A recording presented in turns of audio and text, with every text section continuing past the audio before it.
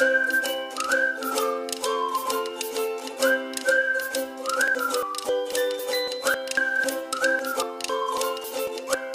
dan bahagia ya ibu-ibu semua, ibu-ibu Sansa yang hebat. Selamat datang di webinar kita kali ini dengan tema yaitu membahas budaya positif. Di sini kita dalam grup bersama, yaitu grup belajar bersama guru penggerak. Di sini peran saya hanya membantu sekedar untuk sharing pada ibu-ibu semuanya, bukan untuk menggurui atau merasa lebih hebat, tidak. Tapi niat saya lain adalah sekedar untuk sharing dan saling berdiskusi. Baiklah, sebelumnya kita mulai slide 2. Nah, ini kesepakatan dalam webinar kali ini. Ya, nah, dalam kesepakatan dalam webinar, ya pertama tadi itu harusnya hadir tepat waktu, tapi dari kelas kita saling maklum namanya ibu. Kemudian yang kedua, menyimak presentasi dari awal sampai habis. Harapan saya seperti itu ya ibu-ibu. Kemudian yang terakhir, jika seseorang sedang berbicara, yang lain harap mematikan mikrofonnya. Jadi suaranya supaya terdengar jelas, itu maksudnya ya ibu-ibu. Nah, ini yang pertama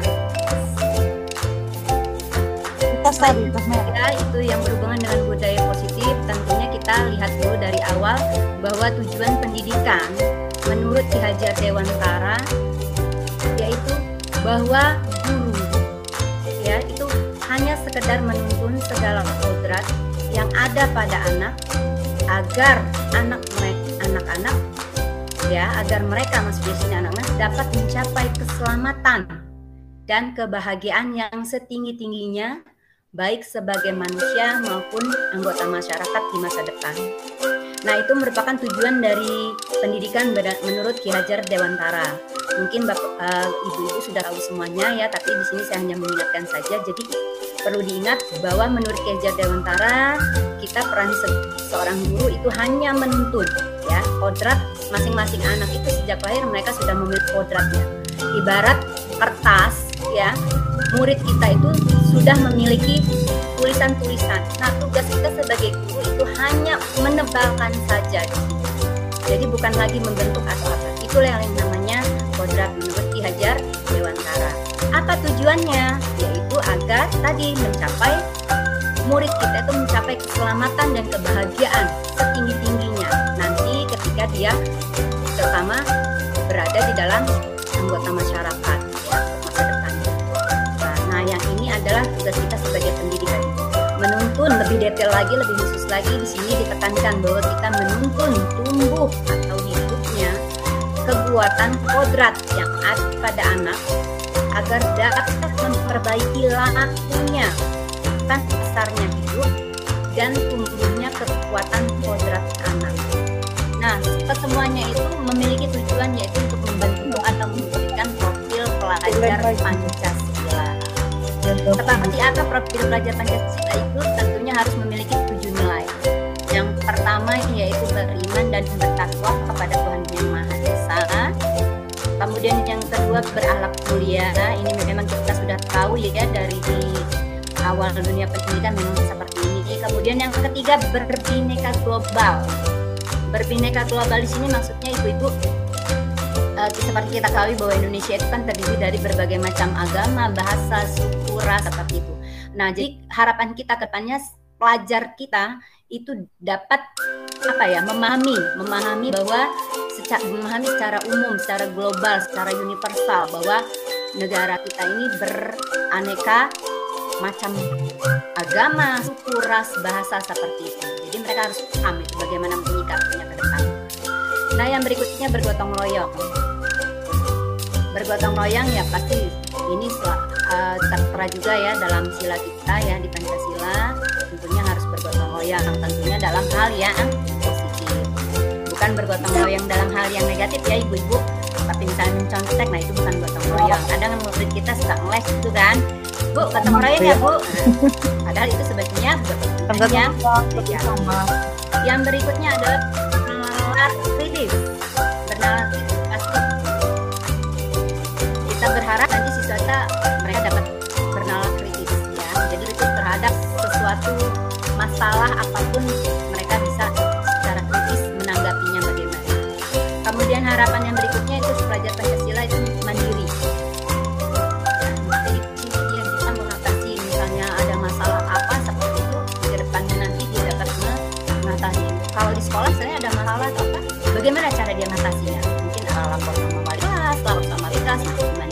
dia dalam mengerjakan tugas, guru hanya menuntun misalnya. Nah, ini seperti ini. Kemudian siswanya mandiri berdasarkan tunjuk dari kita. Yang terakhir yaitu kreatif.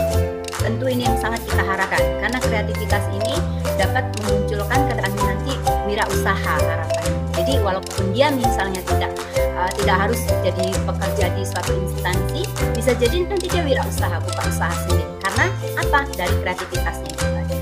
Nah, itu tadi ya ibu-ibu profil pelajar Pancasila yang diharapkan oleh pendidikan kita. Khususnya yang pertama nilai-nilainya itu yang diharapkan pertama mandiri, pasti ya ibu-ibu. Kita menghadapi siswa di sekolah seperti ini, jadi kita dituntut memang harus mandiri. Yang kedua refleksif. Refleksif di sini kita lakukan nggak apa-apa refleksi. Pasti ibu-ibu pernah melakukannya refleksi bersama. Gimana nak pelajaran tadi? Gini-gini seperti. Bagaimana perasaan kalian? Seperti. Pasti pernah ya ibu-ibu ya. Kolaboratif di sini pasti kita sebagai guru perlu ini kolaborasi. Saya juga pribadi begitu ya ibu-ibu. Kadang membutuhkan kolaborasi bersama teman, terutama tentang IT, ya. Tentang IT, baik itu tentang RPP, seperti itu. Kalau kita sebagai guru harus selalu berinovasi, ya. Berinovasi baik itu dalam teknologi, media-media apa yang akan kita pakai, kemudian berinovasi dalam misalnya cara pembelajaran yang bagaimana yang baik untuk siswa di kelas kita, seperti itu. Yang terakhir tentunya kesemuanya itu harus berpihak pada murid.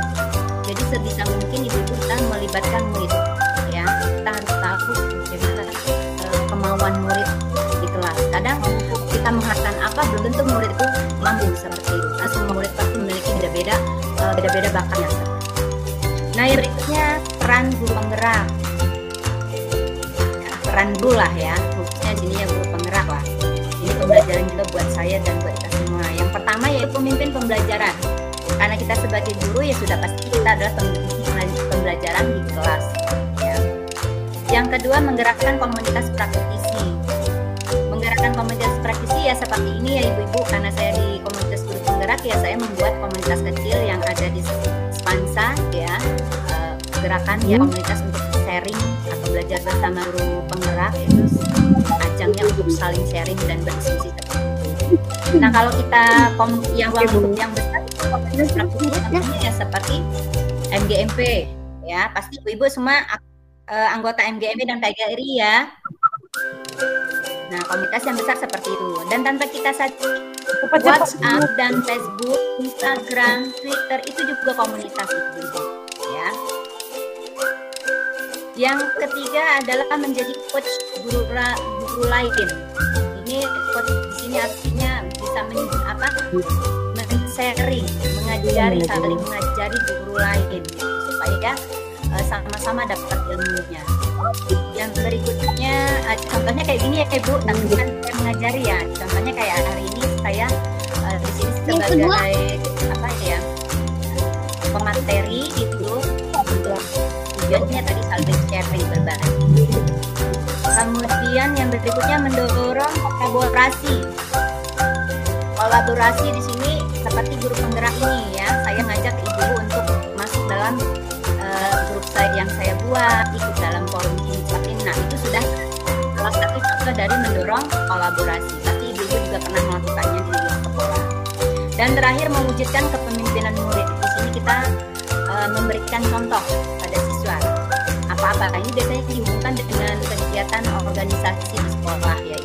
Apalagi di sini saya perhatikan Ibu Susi pernah nih sebagai guru tari ya Ibu Susi ya.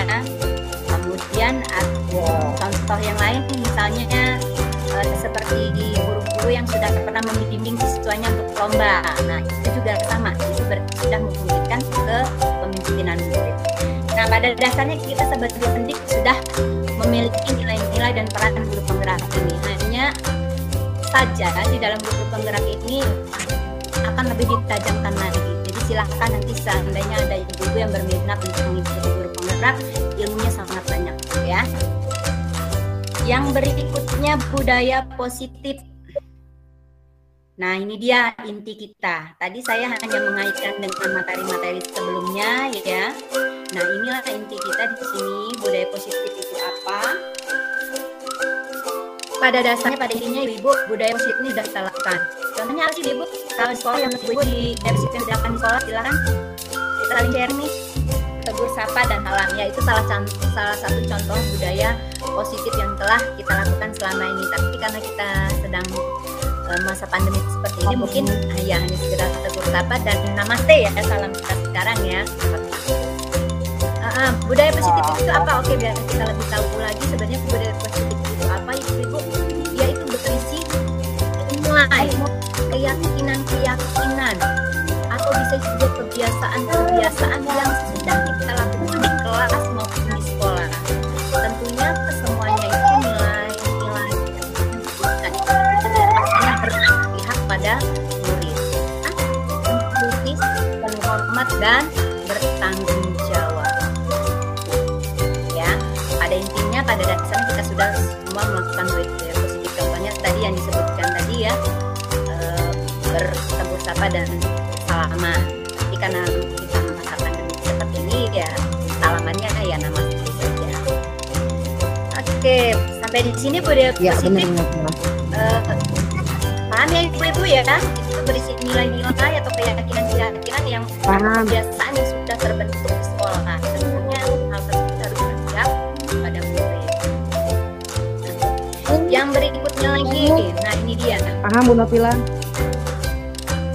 Konsep mewujudkan budaya positif, ya tadi kita sudah tahu ya bahwa budaya positif itu apa, dan sebenarnya itu kita sudah lakukan, hanya kedepannya kita pertajam lagi ya. Kalau kita cara continue kita lakukan.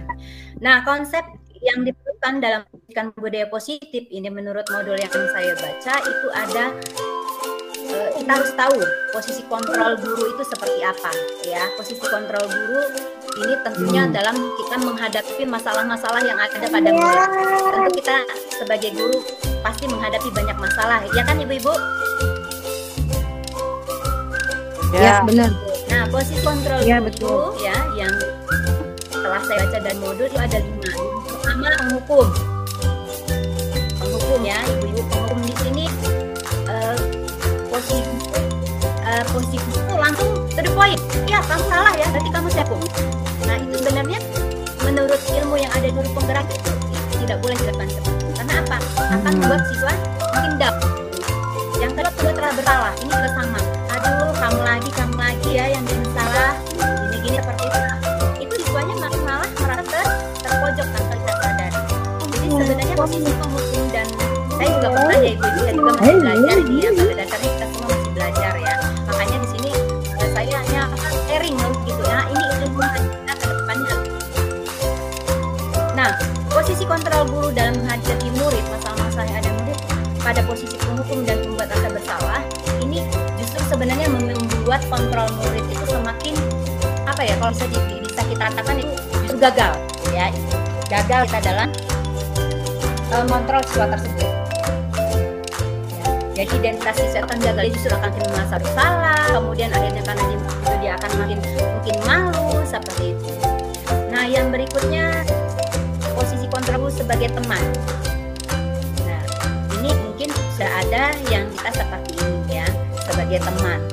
Jadi saat kita menghadapi masalah-masalah yang terjadi di siswa itu kita berusaha sebagai teman. Tapi sebagai teman ini juga ya, sebagai teman dan pengontrol atau pemantau, ini posisi yang keempat, 3 dan 4 ini ya ibu-ibu, itu sudah termasuk kontrol positif.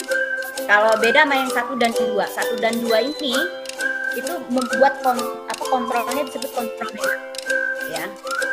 Ini bahkan bisa dianggap gagal untuk psikologi anaknya. Kalau kita sudah masuk di posisi kontrol 3 dan 4, nah insya Allah ini bisa dikatakan identitas kontrol positif, dan identitas siswa itu akan bisa sukses ke depannya. Apalagi ibu-ibu kalau kita sampai di posisi manajer ya, manajer dalam perusahaan ya ibu-ibu. Ini maksudnya manajer harapan ke depannya, posisi kontrol dulu dalam menghadapi semua masalah itu harus sebagai posisi manajer. Jadi masuk 3 dan 4 ini digabungkan menjadi posisi yang kelima, yaitu manajer ya. Memang susah ibu-ibu, saya juga baru mencoba untuk menerapkan, memang sangat susah, apalagi kita pelan-pelan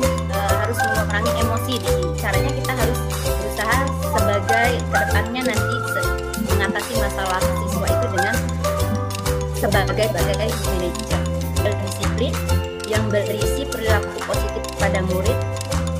Perilaku positif pada murid bagaimana? Ya tentunya keterampilan sosialnya, keterampilan emosional, dan keterampilan tentang kehidupan.